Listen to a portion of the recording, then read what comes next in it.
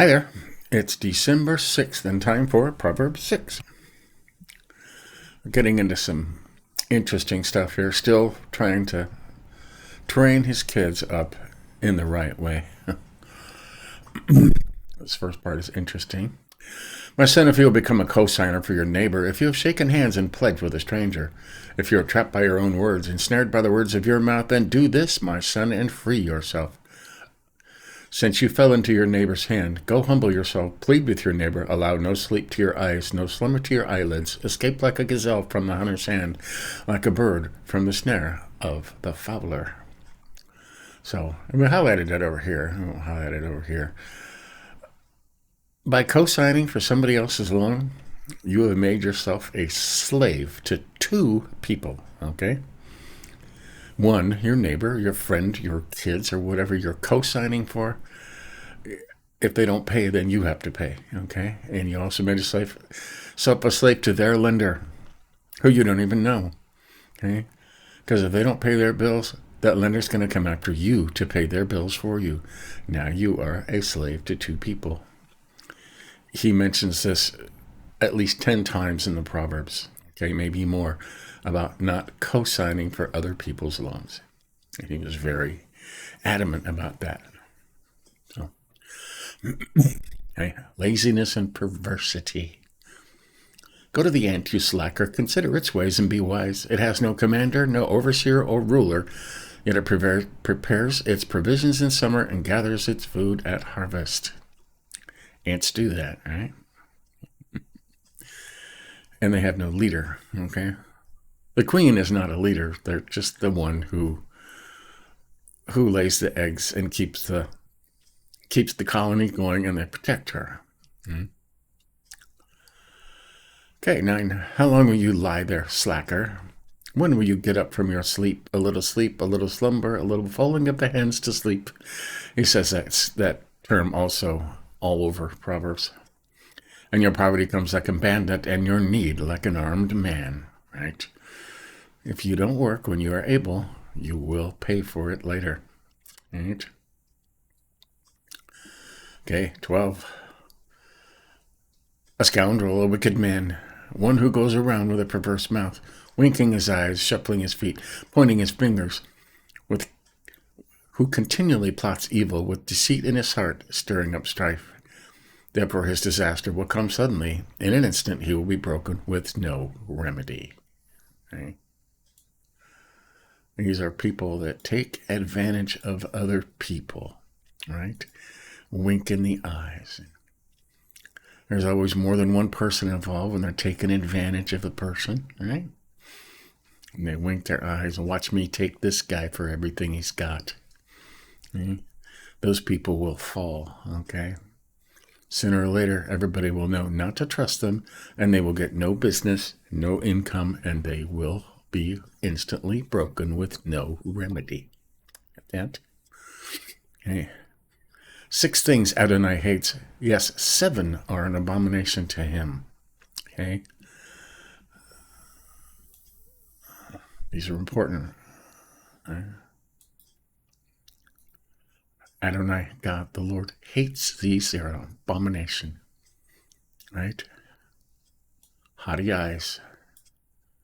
That's looking down on other people, thinking you're better than somebody else. A lying tongue.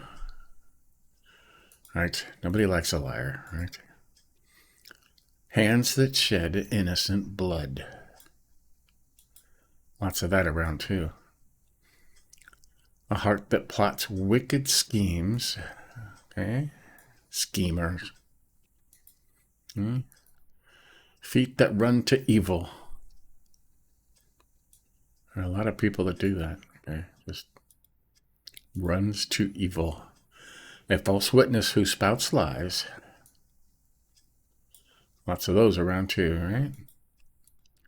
And one who stirs up strife among brothers.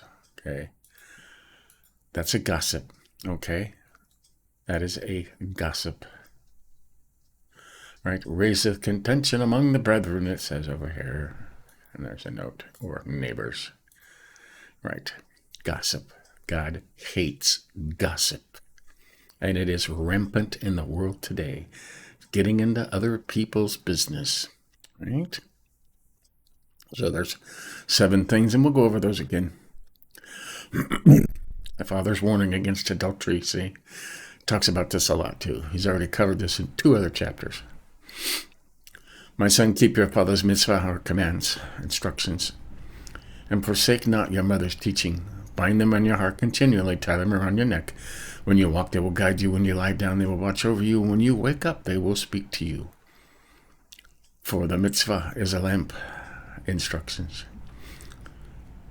Torah, a light, the word of God. And corrective discipline, the way of life. Right.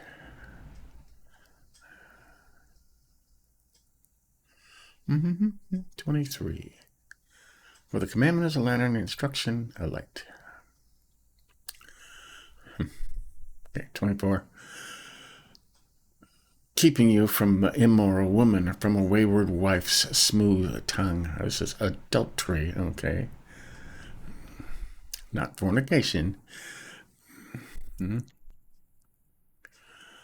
Do not lust in your heart after her beauty, or let her captivate you with her eyelids. For on account of a prostitute, one is reduced to a loaf of bread. All right, prostitutes will do anything because they're starving. Mm-hmm. A man's wife preys on your precious life. Can a man scoop fire into his lap without burning his clothes, or can a man walk on hot coals without scorching his feet? So is he who goes to another man's wife. No one who touches her will go unpunished. Men do not despise a thief if he steals to satisfy himself when he is starving. Yet if he is caught, he must repay 7-fold, giving up all the wealth of his house. He who commits adultery with a woman lacks sense. Whoever does so destroys himself. He will find disease and disgrace. His shame will never be wiped away. Like that, disease and disgrace, right? For jealousy enrages a man, and he will show no mercy in the day of revenge. He will not accept any compensation. He will not consent, even if your bribe is great. And that's important stuff right there, okay? Jealousy is the worst kind of anger because it cannot be satiated, okay? It can't, right? Jealousy involves the betrayal of somebody you love, okay? If somebody you love has betrayed you with somebody else, that kind of anger cannot be quelled by any money, by any bribes, right? I mean, because I'll buy you a new car, I'll give you $1 million. It's not going to change the way the man feels about his wife who has betrayed him with another man, okay? Or the opposite, okay? That's the kind of anger you don't want to experience. Okay? It happens all too often. So there you go. That's Proverbs 6. We're getting into some good stuff here. First part talks about co-signing. Okay. The second part talks about laziness and perversity. Okay, we highlighted this part. A scoundrel, a wicked man, one who goes around with a perverse mouth, winking his eyes, shuffling his feet, pointing his fingers, who continually plots evil, right? Think of the used car salesman, the old stereotype used car salesman that knows it's a piece of junk, but he wants to sell it, and he's going to lie to you. And his mechanic sitting there winking his eyes, don't tell him about this, don't tell him, I'm going to tell him this, right? These people will fall, okay? And they will have no remedy. Once you've destroyed your name like that, there's no coming back from that, okay? And we have 7 things that are an abomination that the Lord hates, okay? Haughty eyes. Have you looked down on somebody better than you, right? A lying tongue, okay? Nobody likes liars. Hands that shed innocent blood, okay? There's lots of those out there. You just don't care. And it could even be an animal, okay? You kick an animal, kill an animal for no reason. Think of these protests that happened back in 2020. They were burning cars, and and beating up people and setting fire to things, innocent blood that had nothing to do with them. They just wanted to destroy. Right? A heart that plots wicked schemes. Okay? And you could think of the big names out there, okay? And we won't mention any because it gets us banned off of YouTube, right? All right. Feet that run to evil, right? Think of these looters, these people. Somebody breaks a window and goes into a store, and everybody's quick to follow. Feet that run to evil, right? A false witness who spouts lies. Okay? Some of these people are famous now because they went to court and they lied about something that never really happened, right? And a crooked court, which they will cover in Proverbs at length, judges that are crooked. And they think they get away with it, but they won't, okay? And a gossip, one who stirs up strife among brothers. Did you hear what so-and-so did? No. I don't want to. Right? Don't fall into that. God hates it. Gossip. Okay? Fathers warning against adultery. All this adultery. Another man's wife. Right? For jealousy enrages a man, and he will show no mercy in the day of revenge. He will not accept any compensation. He will not consent, even if your bribe is great. Okay? If you get caught with somebody else's spouse, could be wife or husband, there will be no compensation that will get you out of that. Jealousy is an anger that involves betrayal that cannot be compensated. Okay?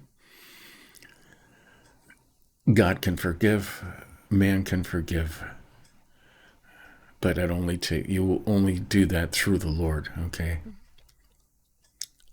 So there you go. That's Proverbs 6. Starting to get into some heavy stuff now, which is cool. So there you go. We're going to just keep doing this. Okay. Stay tuned later. We're on day 341, I believe. And I think we're going back to Acts today. I think. Check real quick here. Yep. We're going to read 3 verses in Acts, just 3 verses, and then start in Romans. So. And Romans is a great book written to people like us. We're very, very similar to the Roman Empire, so you can take these words to heart. So stay tuned for that. Give us a like if you think about it. But until later, we'll keep going. See you then.